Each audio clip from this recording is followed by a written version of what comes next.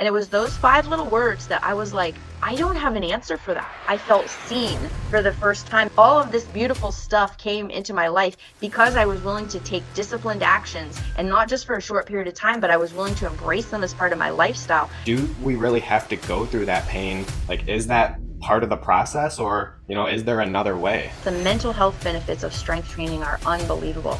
God literally created these pharmacies in our bodies that fight anxiety, that fight depression, that help us manage stress. Welcome to EMG Transformations with Dan Stoll. Each episode will empower you to ignite your inner fire and provide methods to maximize your mental and physical performance. Buckle up and get ready to spark your transformation with Nova Fusion. 3, 2, 1, 0. Liftoff. We have a liftoff. Welcome to EMG Transformations. I'm blessed to light up your day with an inspiring woman, Diana Chaloux Lacerte. Diana is a 2-time world champion fitness athlete, professional speaker, 5-time published author, and a wealth of knowledge in health, fitness, and entrepreneurship. She is the co-CEO of Hitch online personal training and Hitch Transformation Gym in Kansas City with her husband Micah. They also host SoulFIT Retreats together, where they lead through faith, fitness, and fun. Diana's passion for the past 25 years is all about helping her clients by providing the tools they need to embrace whole body well-being. She's personally coached thousands of people all around the globe to transform their lifestyles and achieve their fitness goals and lose a collective total of over 600,000 pounds. Wow. Now, if you thought all of that was cool, this is even cooler. More than 10% of all revenue goes to charitable causes, including their school sponsoring children in Haiti, which they have been supporting since 2012. It's an absolute honor to have you on the show today, Diana. Thank you so much for joining us today. Oh, well, thank you so much for having me, and thank you for that nice introduction.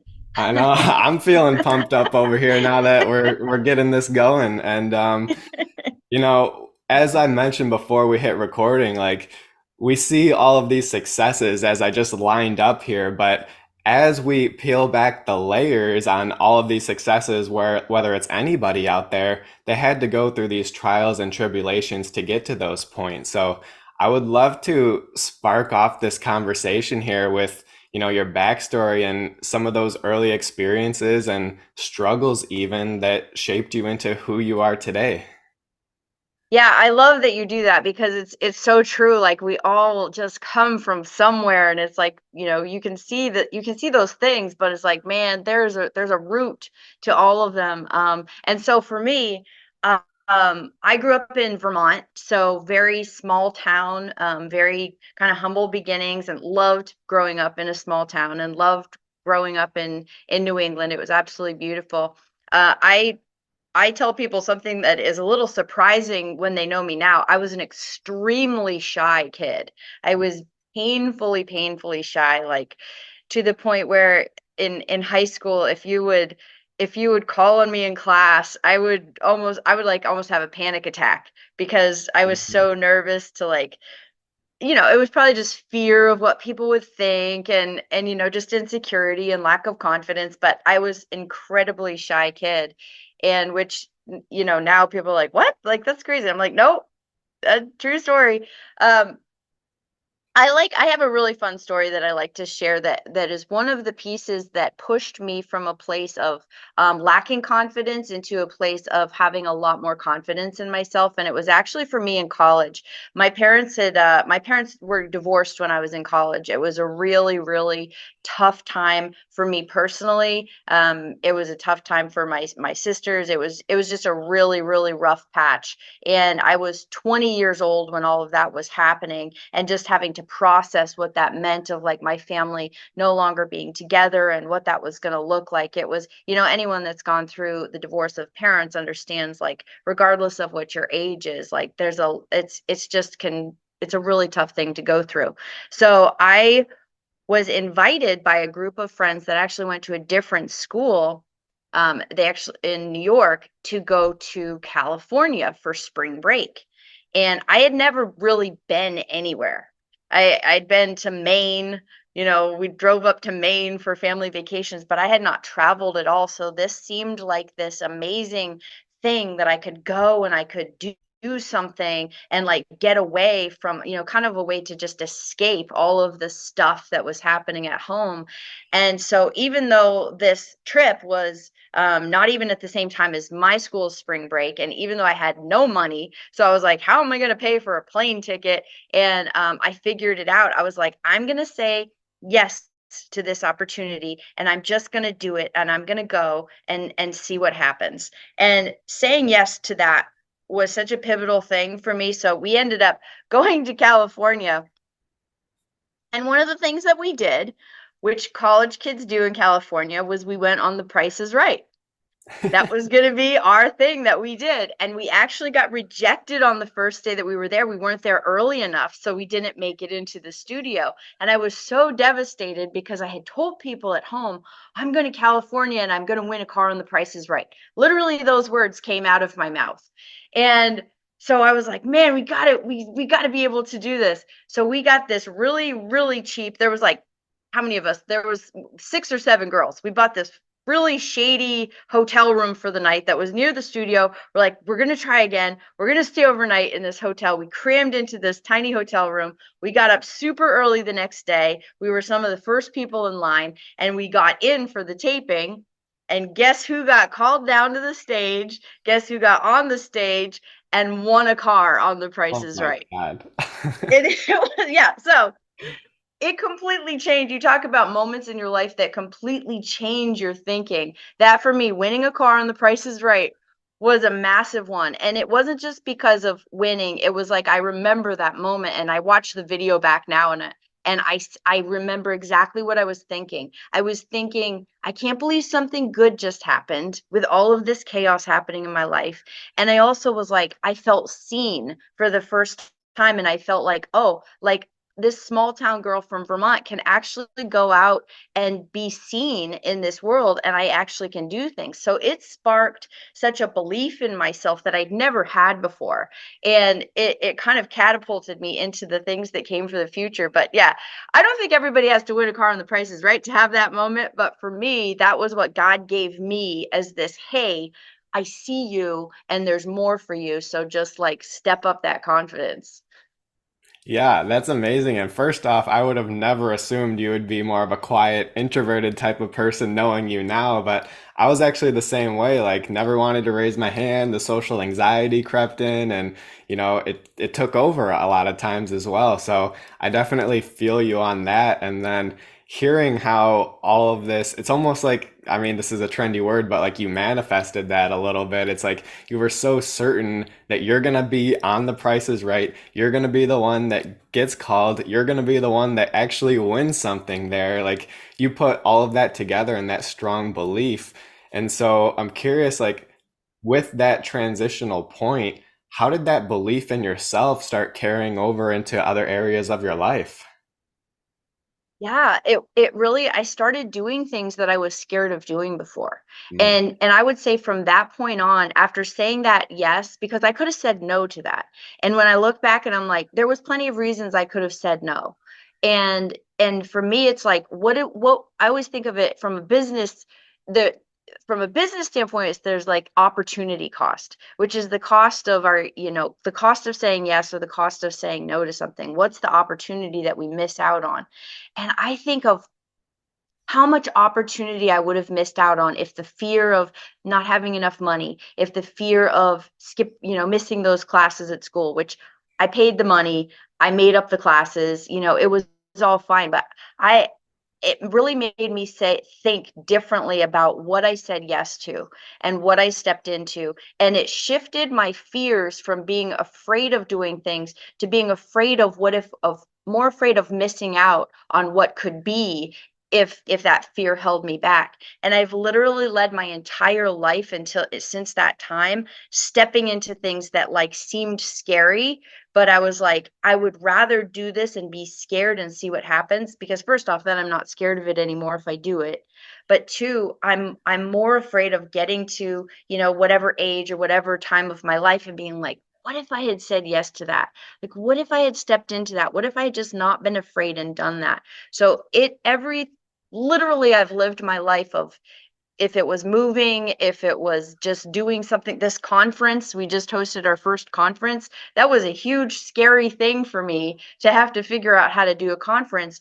But I was more fearful of, if the Lord tells me to do this and I'm like, nah, I'm too scared. What am I missing out on if I say no instead of yes? So that shift for me started on that Price is Right stage, and it literally transformed the rest of my life. That's amazing and super inspiring for out there listening to just take that leap in whatever it is, because there's this motto that I've been really adopting in my life the past 2 months now, as I've been hearing it more and more, is that fear is a mile wide but an inch deep.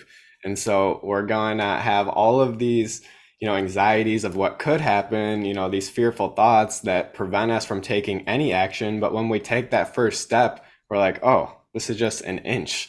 Like, I can keep on going. I can keep on taking more steps, but that first step is always the hardest step. And, I actually had a similar experience last February in New York, where I went out to a trip where I got sponsored as one of the people for the event. So that came out of nowhere in the first place.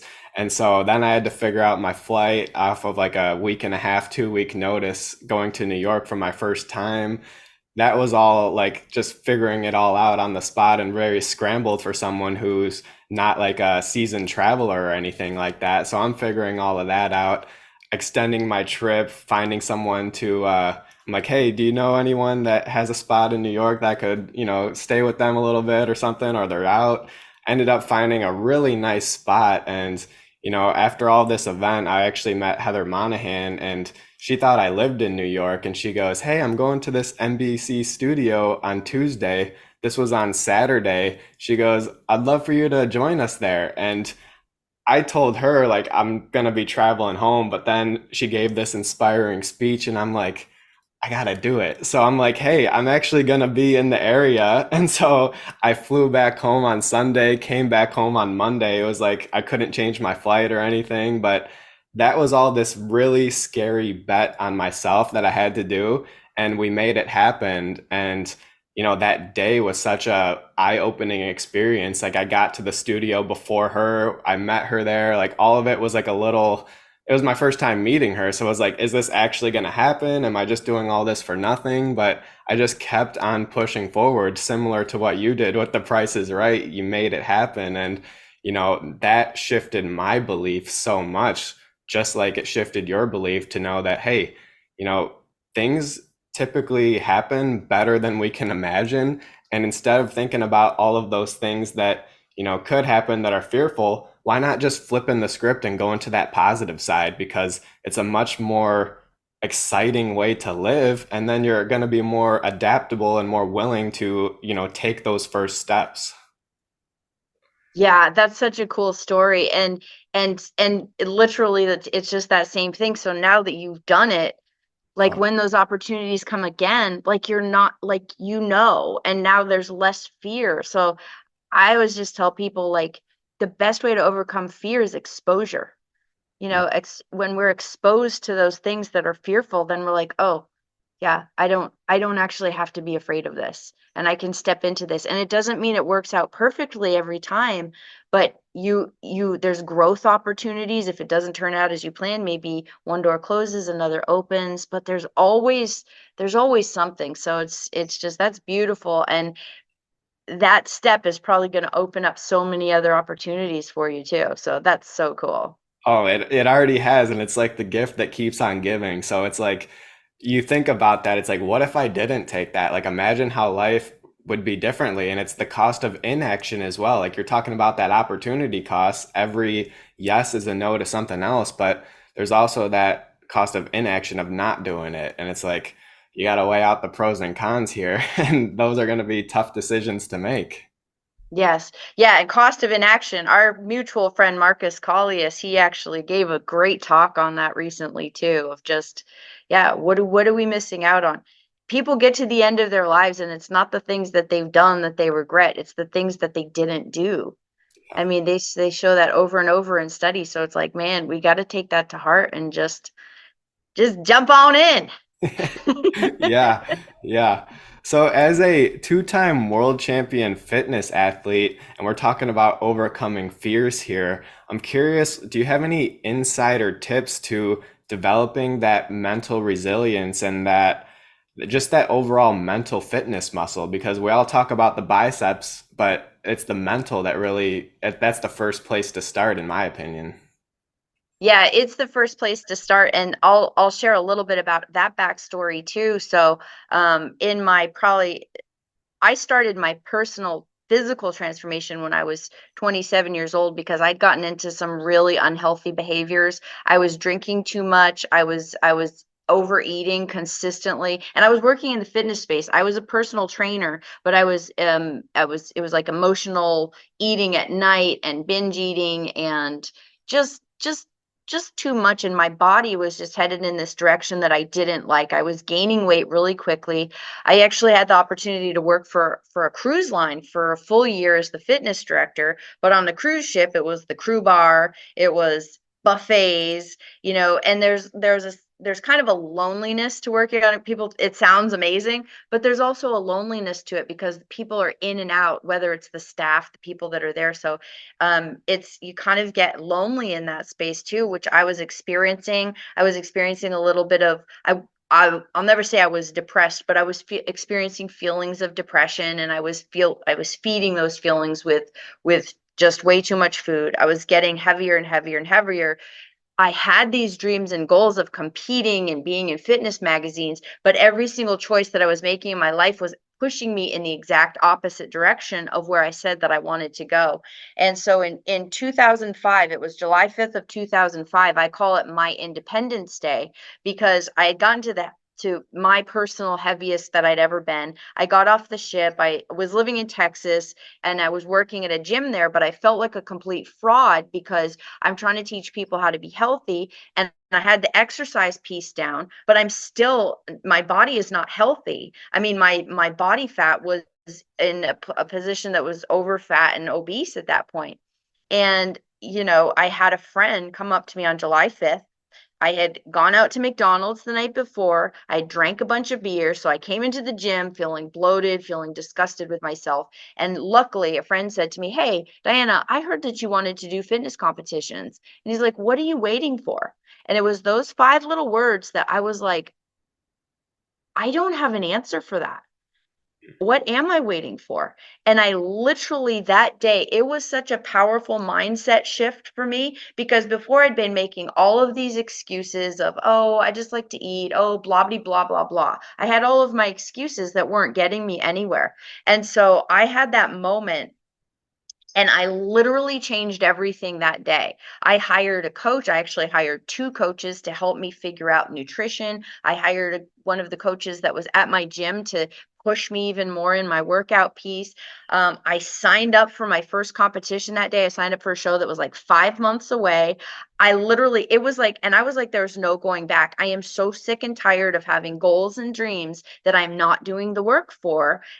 I literally just was like, it was this. I so many people, it takes them a long time to change, and I would say it takes time to change until you have that moment. And when that moment happens and your mindset truly shifts, it's like it's go time. I trained, I changed my habits. I got control over the emotional binge eating, which was kind of scary for me. I felt like it had control over me, and to be able to take back control of that habit through the disciplined lifestyle, it was such a freedom for me. And then my body started changing and I was like, this is incredible. I like when I learned those pieces of how to get my body to do what I wanted it to do by using exercise but also using nutrition, it was like so cool. I was like, oh, I actually can control all of this. And I ended up winning that first show, which was just validation for me of like, this is the path, I'm on the path. And a lot of people do that and then they go back to the old habits because there hasn't been really a shift in their defaults and their heart sets and their mindsets. For me, it was such an internal shift that I had that I'm almost, this year will be 19 years later, and I've never gone back. Like, I've just never gone back to those behaviors. I never wanted to feel like that again. And instead, I wanted everybody else to feel how good it feels to live a fit and healthy lifestyle, and how beneficial like that disciplined lifestyle has, it's so led to so much freedom. And yes, there's been world championships. Like, I pursued a lot in the fitness industry over a course of about 7 years, and I did win a lot of shows, including the world championships. I got to be in all the magazines. It's how I met Micah, my husband. It was when we started Hitch Fit. So all of this beautiful stuff came into my life because I was willing to take disciplined actions, and not just for a short period of time, but I was willing to embrace them as part of my lifestyle. I wouldn't have it any other way. It's just, it completely changed everything. And people think discipline is going to hold them back. Discipline is what is going to propel you forward. So that's what I've experienced. Yeah, discipline truly does equal freedom. When you tie it down, you simplify everything to what are my true priorities here, and take action on that, and then less does become more, and it opens up opportunities and that freedom and flexibility to do the things that you want. And I've heard a lot of people talk about being interested versus being committed, and it sounded like early on that's what it was for you. You were interested, these were things that you wanted to do, but until you heard, what are you waiting for? That's when everything clicked, and you're like, no, I'm making this commitment. I'm hiring the coaches. I'm putting it on the calendar so that I have something that I'm going to be continuously training for. I actually do that with my Spartan races now, and I do it to the point where I can't run it now. So it's something that I have to train. Like, I did a 10K last year. When I signed up, I could only do a 5K. So now I'm doing a 20K. I did the 10K, but I've never done anything more than that. So it's scary, but it's on the calendar. It's something for me to train for, and it's going to keep that consistency for me. So when I get there, I'm not just totally screwed. Cause like I'm gonna have to do it no matter what. Like, I'm not gonna back out. So, putting those things on the calendar, I actually think that's a great tip for anyone listening to, get that commitment. So I love that you shared that. And something again that I hear more and more of, or I just see a lot of, is that, we always want to have that big breakthrough, but we go through the pain first a lot of the times. Like for me, unexpectedly, I got this big chronic illness, had my entire colon removed, and that's what decided me, or put me on this path of personal development and getting serious with my nutrition and all of that. And we both kind of went through the pain early on, where we're just continuing to go on autopilot mode and go through these same unhealthy habits. But then there's this like big shift. And so I'm curious, based on all the clients that you've worked with as well, do we really have to go through that pain? Like, is that part of the process, or, is there another way? I know it's a hot I think, potato. yeah, it's honestly, I think that the people that it's pain, I think there's pain regardless of which way you look at it. Like, some people, it's the pain of actually, embracing a healthy lifestyle. They think it's painful to change their eating habits, or there's pain involved with exercise, but there's also pain involved with being unhealthy too. So I think we have to, like, the breakthroughs we're looking for in life are usually on the other side of the pain. And it's what we're talking about here is literally like I mentioned before, the conference we just held was called Lean In Level Up. And the reason we called it Lean In Level Up was because of over the last 15 years of working with so many clients. What we've seen, people might embrace change for a short period of time, but when they don't actually dig in and do deeper work and dig into painful things, maybe that's been, a lot of times it's abuse, it's trauma, it's grief, it's fear, when they don't actually dig into those deeper rooted things, we see short-term transformation. And then when there's no shift in the heart and there's no shift in the default settings, and there's no digging into that pain and really doing that work, they go back to the start point. And so that's what we've seen, early on. I was like, everybody's going to be like me. Everybody's going to be like, man, this is amazing. I never want to go back. It's not true. Like, most people actually, if they don't do that work, which is, I mean, it's painful. It's hard. It's hard to dig deeper. It's hard to look at things we don't want to look at. It's hard to press into things that are hard. A transformation journey is never going to be easy. I'll never say that that process was easy. It was hard. It was painful in a lot of ways, but was it worth it? And it was the path to get to the breakthrough. It absolutely was. So I don't know if we really can have true transformation without digging into the pain. Is different for everybody, but without actually pressing into that and digging into that, and how did we get to the place where we need breakthrough in the first place? I think it actually is essential that we have to push into that and we have to go through it. Yeah, and I love that answer because I feel the same way. A lot of times it's easier to avoid it, but something that I learned from my grandpa actually is that we're always going to have problems no matter if we're pushing ourselves and we're successful. You're going to have a lot on your plate at that point, and things are going to be stressful, and just it can get overwhelming at times. But then what's the alternative? If you're not successful, you're not doing anything, then you're going to have these financial struggles that those cause big problems as well. So then you're just living this scarcity life. And either way, on both sides, you're going to have problems and you're going to be having to deal with things. But it's like, which one do you want at the end of the day? So that's something that I always think about. It's like, I'm actually grateful for the extra load of work that I have to do now. Like, this is a blessing. So that's just a shift in my perspective that I've learned to use and just like flip the script on situations as well. Mm, love that.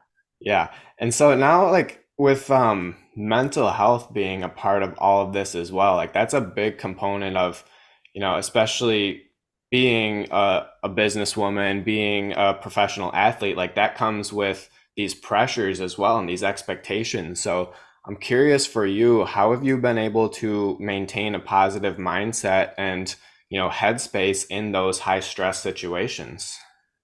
Oh, that's such a great question, because it's something that so many people struggle with.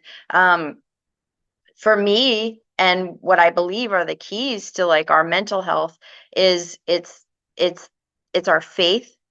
So first for me, it's, my foundation is in Jesus, and that is my rock. So I spend time with the Lord daily, and that's how I stay grounded, and it's how I stay centered. And when and it's not like I stay anytime I'm like, ah, I know where I have to go. I know that I have to get quiet and I have to get with him and I have to keep him as my foundation. And so for me, that's part of my mental health, that's part of my emotional health, that's part of my spiritual health, is making sure that that rock, that foundational relationship is absolutely as strong as it can be. And then number 2 is fitness. So it's, for me, it's faith and fitness. And that's why everything we do with our SoulFIT retreats, with everything we do, is faith and fitness. And that's why, is because those are our foundational tools. Those are our wrecking ball tools for anything that we have to achieve in life. So fitness for stress and anxiety, exercise, and I believe, and studies show, specifically strength training, especially for both men and women, but women especially, the benefits, the mental health benefits of strength training are unbelievable. God literally created these pharmacies in our bodies that fight anxiety, that fight depression, that help us manage stress and help us to stay in a healthy place mentally. There's these myokine molecules, and I want more people to know about these things too, that when a muscle contracts, they're released into our bloodstream, they literally go to our brains, and they act as antidepressants. So God created our bodies in ways that we can stay mentally healthy too. So that's why I'm like, it's a faith first, is that foundational thing, but then we can't forget to take the actions to take care of our physical health, which translates into our mental health too. So that's how I handle everything. And there have been really really high pressure situations, and I get frazzled, and I get um anxious thoughts, and I get, even just recently, to be totally honest, like coming off of this conference, it was such a buildup for an entire year. And you're talking about this, and this was literally a week ago for me, where I don't get down too often because I'm very good with my habits. But I was like, Micah was like, "What's going on?" And I'm like, I think it was just because we were here so long, and it was this stress and this pressure and this overwhelm for so long. And then everything went so beautifully. And now I'm just like, wow. And I was like, I am having these feelings of overwhelm and these feelings of like depressive feelings that are not normal for me. And literally this was just a few days ago this all went down. And I was like, I have to get back to my foundation. And so I when I had a day, finally had a day that I had some time to myself, I went out for a walk. When I'm walking, I listened to sermons. I just took my time. I stopped, I sat on benches, I looked at trees, I listened to sermons. And then I got home and I literally put praise music on, and I went in the back of the house, and I listened to praise and worship music for 2 hours while I looked out over the city. I prayed, I sang, and Micah heard me. I guess he has pictures of me. Like, I'm like, don't take pictures of me when I'm doing that. But I came back to the house and it was gone. All of those feelings, they had lifted. And it's like, I know what I have to do to get myself back to that headspace. And that's what I did just a week ago. And then I was like, oh yeah, I'm good. We got this. Like, we're cool. So that's how I do it. And I just know how effective that is. It's faith and it's fitness. It's get with the Lord and move your body. That's how you do it. That's so good. And it really speaks of the awareness that you have of yourself, knowing that when you're in a rut like that or something comes up, you know what to go back to get yourself back to center and come back, because life is always going to strike with these unforeseen events, these curveballs, but it's not about like avoiding those, because we just can't. Things are out of our control, but it's how quickly do we come back to center? How much do we bounce back? So just sharing how you do it, like other people can take parts of that and then they can fuse their own unique things. I personally love going out in nature myself, and I actually had a really stressful day yesterday. I like to hit my workouts in the morning, but I missed it yesterday. I just had some stuff to do. So at 4 p.m., I'm like, I'm just gonna go hit a workout right now just to like get my mind right and just reset a little bit. So I did that, felt so much better, and it was just like the day, it was like a new day at like 5 p.m.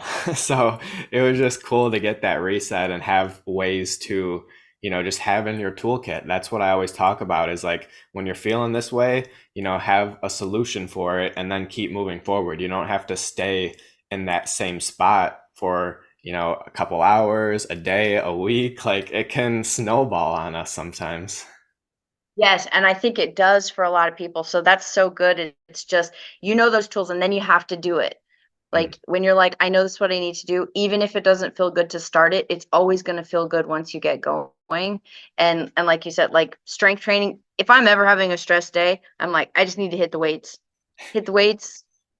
Oh, yep, everything's good. Like it completely changes your perspective. It changes your body's physical state. It's just people who have high stress in their lives, like I'm like, you have to make it a priority to get that physical activity, strength training, whatever it might be. I'm a big fan of the weights, but it will literally change. Like that's how you manage the stress, and it's how you're going to be more productive for the rest of your day too. Yeah, so good, and something we can all easily incorporate. And, I want to really touch on your faith, because I know that's really important for you. And Micah actually shared on our episode together how when you guys were first meeting, you asked him, "Do you know Jesus?" And, that was like for me hearing it, like that's an interesting question. Like it really shows like how important that is and a core value for your life. And, that got me wondering, how would you describe your relationship with Jesus? Oh, well, now it's beautiful. It's like he's my best friend. And it's, sometimes people, they look at me and Micah and they'll say that we're religious. And I know from like a world standpoint, it's like that's how they take it. For me, it's about relationship. And it's just, I came to know Jesus as my savior when I was young. It was part of my family. It was all kind of part of my growing up. And so faith for me was very easy from a young age. And then kind of after that period of time where my parents got divorced, I questioned my faith. I started trying out all of these other things. I was trying out, new age stuff where it's all about me and I'm the God, and it's all of those things just to boost my own ego. I didn't go to church for, I just kind of ran away from it because it was just hurt and pain, and I call them my ding dong years. So I had probably a span of 7 or 8 years that I call my ding dong years, where I was a young kid and I was just running from the Lord and ignoring him. And I always just think of it as like he always had me. And it was like I always knew he was there, but I was like, nah, I'm good, like, don't need you, I'm good, I got this. And I always like think of it as like he kind of had just like one hand behind me, just like any stupid choices I made, he was like, no, no, no, you're not going to go too far. So he kept me from making any really destructive choices with my life. And then probably my late 20s, I started, all this stuff was not fulfilling to me. And it was like pride and arrogance were growing in me. And it was like all of this stuff when it's all about me and it's all about me. For one, I can't do like, there's going to be like, there's going to be a letdown if you think everything is about you.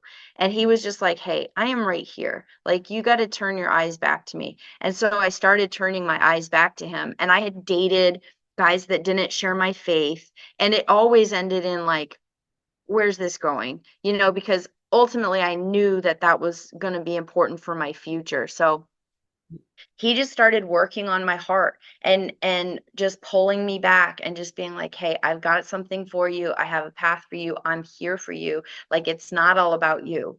And when I turned my eyes back to the Lord and surrendered to him, it's kind of been this beautiful growth journey over the last almost 20 years to where now it's like I know Jesus, like, and it's like people, it's like it's not this, it's like I know him. And I'll say this real quick.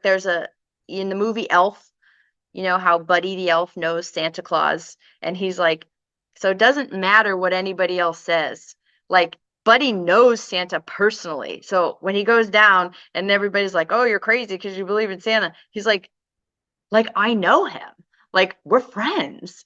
And there's nothing you can say or do to convince Buddy the Elf that Santa doesn't exist because he knows him. Like, he personally has a relationship with him. And Craig Rochelle did the whole sermon on this, and I was like, that's it. It's like when you know him and he there's a conversation, and it doesn't matter like what anybody else says. Try to be like, this is it's like I know him. So I know who he is. I know he is real. I know what he did for me. And it's such a strong, solid foundation for both Micah and I. So when I met him, I had already made a commitment to the Lord that I was never even going to date if someone wasn't already on the same page as me. And it wasn't going to be, oh, well, maybe I can change them.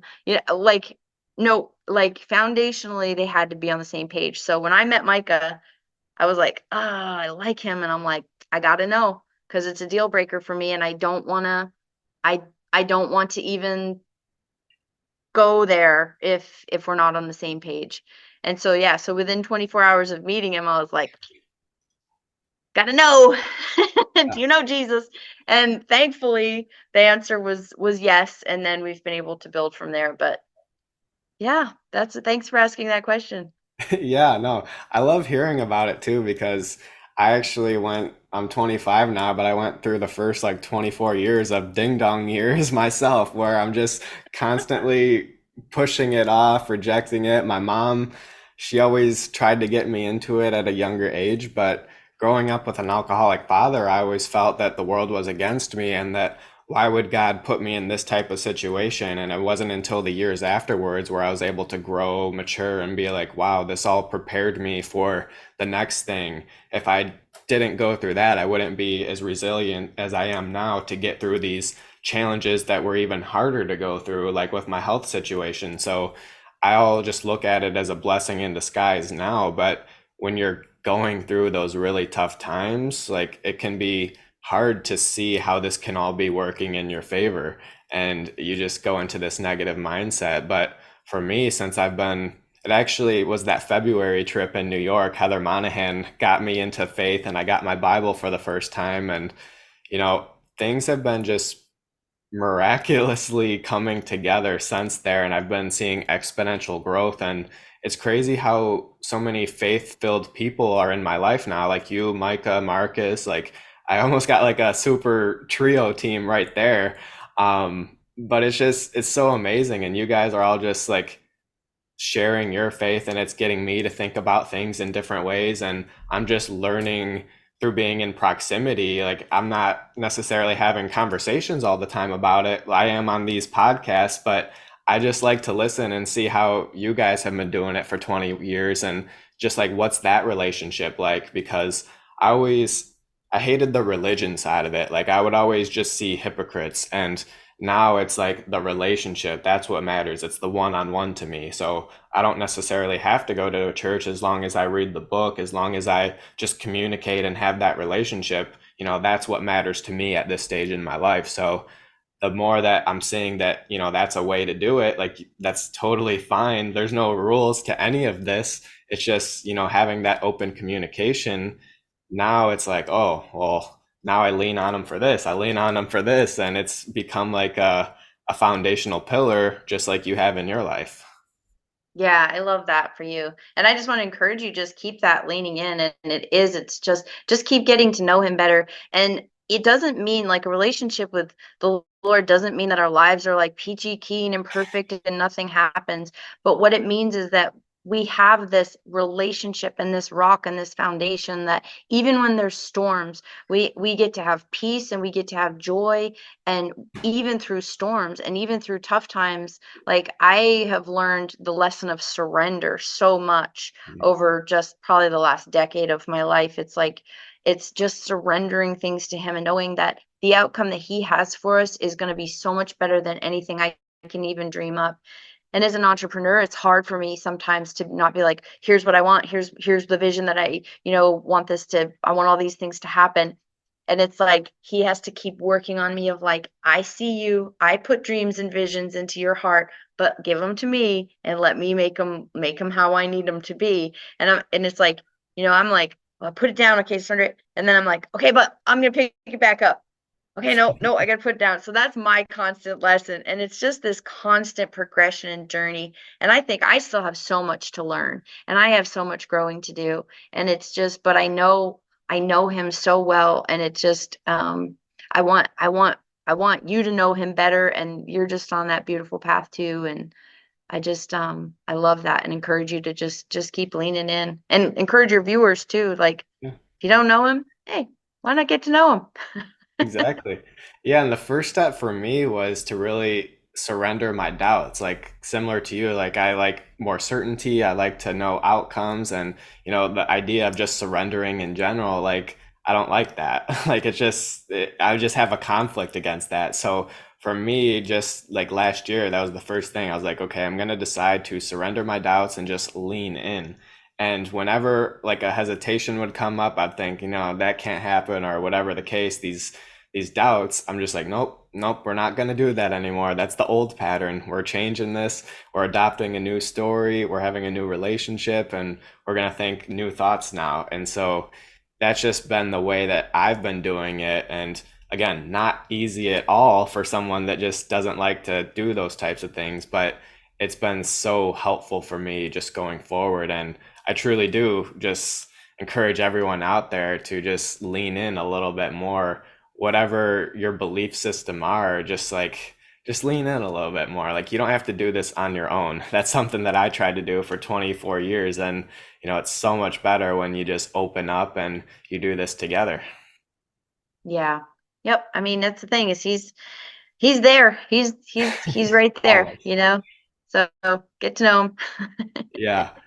Yeah, and I asked I got another question as we start to wrap things up here. I asked Micah the same thing, and I think it's fitting since you guys are pretty much in the same boat with your businesses here. So I'm curious, how do you balance, your business and health? I know your business is a health business, like with the gyms and everything, but how do you like maintain the business side to keep growing, but also maintaining like your health that, you have to set those standards in place and he's mentioned about waking up at 3 a.m. A lot of people like, yeah, exactly. So it's like, what I don't get works up for that you? early. Yeah, yeah.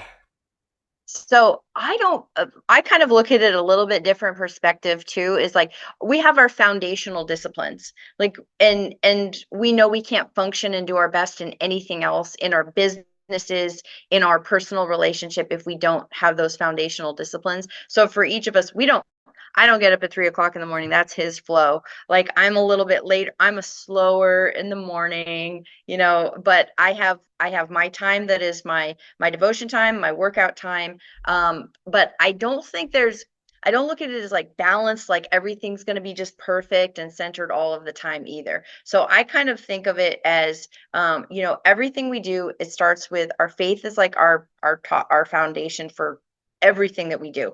But then I'm think of everything is in kind of these buckets where it's like, you got Hitch Fit, you got the gyms, you got SoulFIT, you got conference, you got projects that we're working on in our relationship. So there's all of these buckets in our lives.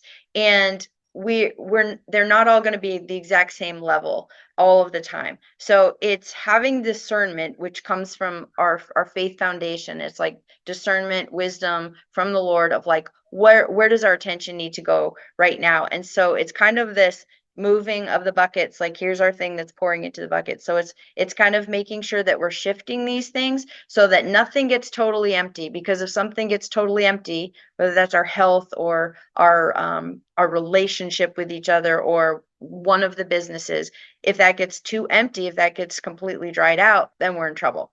But if I can shift my attention here and then I got to shift my attention back here to make sure that everything's kind of staying, in a good place, and maybe I've got overflow in certain situations. But that's how I think of it, more than just everything's just same amount of attention all of the time. That's not realistic. Like there's times when Hitch Fit needs more attention. There's times when Soul Fit needs more attention. There's times we're really good about our relationship time. We're together all the time, but we also, like, we just went on a date night last night because we're like, we just take that time to go do something fun. It's just us together. And so we just can stay connected.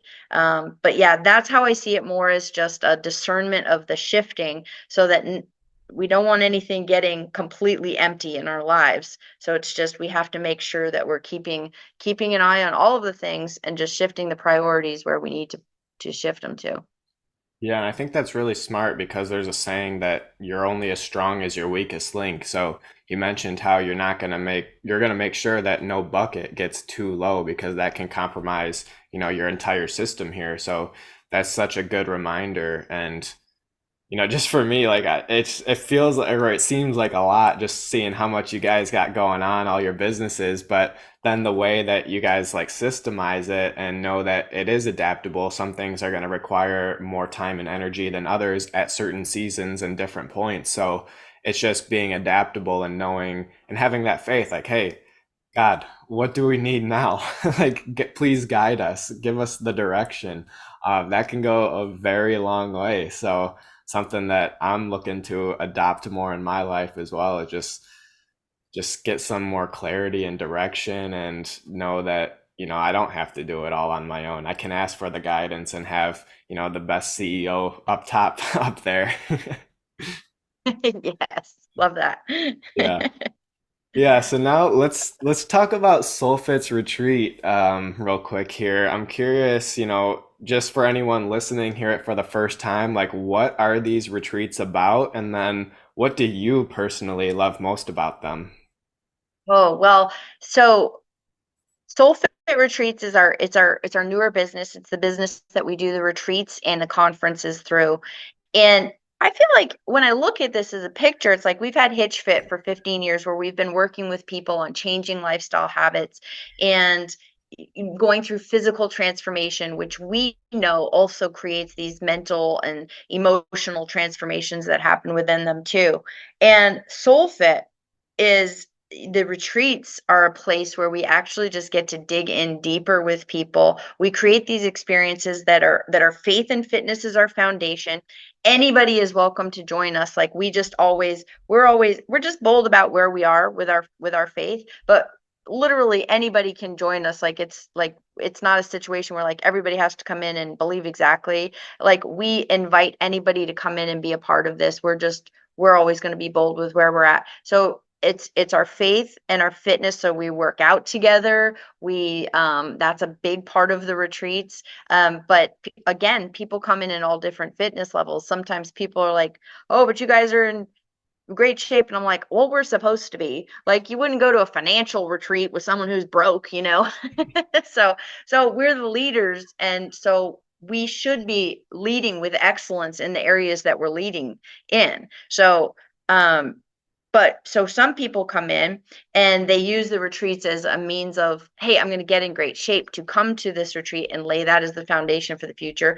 Some people come in because they want to be a part of this community where they can get some motivation and some inspiration and some encouragement to start a fitness journey. So we actually have people of all different fitness levels, all different ages that join us. We have both couples and we have singles. We have a lot of people who are business people, entrepreneurs. That's kind of who we're attracting. But we create spaces where this is my new thing that I just kind of came up with a couple weeks ago that I'm like, that's what it is. We create safe spaces where love thrives and where wounds are healed. So we come in, and through faith and fitness, we're also creating opportunities for the people on the retreat, to share their stories, to share their stuff. So these aren't retreats where it's like, hey, everybody's perfect, everything's perfect in my life, I got it all together. We come in and we like go in, like we create this. We have one event called Voices in the Villa, which is a chance for everyone that's there to share. And they could share something as simple as, here's where I'm from, this is, I got this many kids and this many cats or whatever. But what we've seen is when we create these spaces, people are sharing about really tough stuff. We're talking addiction and abuse and traumas that they've gone through. And they share, like, with this community of people, that this is what I'm going through, because they know they're going to be loved on. And so the rest of the treat is unbelievable, because now I know what you're struggling with. Now I know what your tough thing is. And now I know where I can encourage you and I can listen to you. And so our goal with every single retreat, every single thing we do, is for everyone to feel seen, to feel safe, and to feel like they can share their stuff. Because what we've seen in transformation world and what we've been talking about, if we don't dig into that stuff, we're not going to have that true transformation that will be lasting. So it's kind of like taking what we've done with HitchFit, and now it's like, now we're going deeper. We're creating these more intimate experiences where, yeah, we have a ton of fun and we work out and we do awesome things, but we also dig in deep. And that's why people are walking away from these things like it's literally life changing. And so we've done the Mexico retreats, we've done our adventure retreat. We just had our first conference, and then our next Mexico retreat's coming up May 30th to June 3rd. And it's going to be unbelievable. We've already got, we're about half full as far as capacity of people on that trip, and just incredible people. And it's just building that community. So we're super excited for the future of it. But we invite anybody that is just looking for community, looking for a place to just dig in and be better and meet amazing people and level things up in your life, whether it's your faith, your fitness, relationships, business, whatever it is, then I would say join us. It's absolutely incredible, and we can't wait to see where the Lord leads it in the years to come. Yeah, it just sounds so amazing and just such a life-changing healing experience that, can truly just change the entire trajectory of your life. Like nothing's going to be the same after you go through and you unravel some of those wounds and you just see life and experience life from a new angle now. So I love that you guys are doing that, and I love that I'm gonna get involved and be a part of it as well. So it's just so cool. And last question before we wrap things up here. I always like asking this one to people, getting different perspectives. What's been the greatest lesson or piece of advice received that has made the biggest impact on you? Hmm. Biggest lesson. I kind of like this is just one thing I like to sum things up with is the biggest lesson for me was when I recognized that I was on a path that was not leading me to where I wanted to be in my life. I changed the path. I got on a different path. Mm. That was a huge, huge lesson for me. So my encouragement to people is just to take a look at the path that you're on. Take a look at the choices that you're making right now. And where does that path lead? It's not hard to figure out where our paths lead because we can look around at other people and see these were the things that they did. This is where that path led them. So if you take a look at the choices you're making in your life, how things are going right now, and if you're headed in the direction you want to be, if you want to go, and if those choices are going to lead you to a place that you want to be, then stay on that path. Then you're on the right path. But if you take a look at those things and honestly take a look at them and can be like, if I continue with this, this is where it takes me, and that's not where I want to be, and that's not where I want to end up. If you can honestly take a look at that and it's not where you want to be, then get on a different path. Like that's, we got to just get on the path that's going to take you where you actually want to be. That's so good because it truly does come down to having that radical responsibility and accountability to look at your situation like that.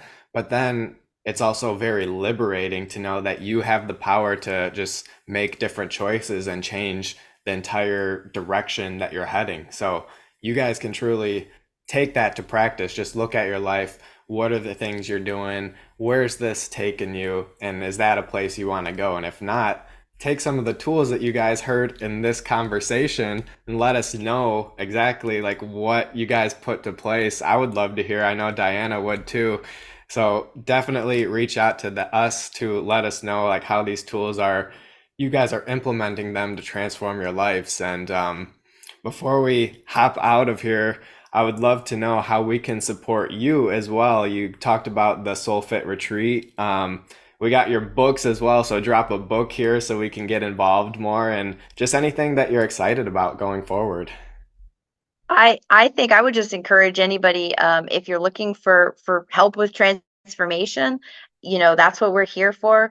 Hitchfit.com is our main website where you'll find links to online training, links to my books, a lot of that thing. So if anything resonated and we are a good, or I am a good fit, or Micah's a good fit, we'd love to help in that way. And SoulFit Retreats, yeah, it's if you're looking for that community and that next level, we'd love to dig in with you there too. And it's soulfitretreats.com is the site for the retreats and to come and join us for those. Awesome. And where are you at on social media most often these days so we can get in touch? My main page is at Diana Chaloux. It's Okay. DianaChalaux. That's my main page, but we also have, we're not hard to find. If you look up HitchFit or SoulFit, like you can pretty much find myself or Micah pretty easily. Awesome. So you guys heard her. You guys can go find her very easily. Tap into those tools to transform your life. So, Diana, thank you so much for blessing us today with your inspiring story and uplifting energy. I just love the positivity that you radiate with. You gave us some great tools and really to be the catalyst to spark our faith and fitness transformation. So thank you so much for extending your wisdom with us, your kindness, positivity. It truly shines hope on the world and makes it a brighter and better place. So thank you so much for joining us today and impacting us as well. Oh, thank you so much for the opportunity. I've really enjoyed it and appreciate you and all that you're doing. Transform your health and life with the Nova Fusion 21-day Wellness and Resilience Challenge. We're bringing the heat with daily inspiration, education, downloadable resources, and challenges to get and stay on fire. You're not going to want to miss this epic experience with us as we stack massive momentum, develop strong bonds, and create lasting lifestyle changes together. It's time for you to get in the room, ask advice from gladiator guest speakers, realize your untapped potential, and spark your transformation. The insights, the powerful tools, the lessons, the challenges in this program will truly transform your life. I believe in these practices so much that I guarantee results or your money back, so you have nothing to lose and everything to gain. So what are you waiting for? I would love to invite you to our next challenge, where we will discover the world's best wellness and resilience practices for staying mentally and physically fit for a lifetime. It's everything you need to get an unstoppable edge against the competition, and there are limited spots available. Let's spark your transformation together. I'm excited to see you and grow with you on the other side.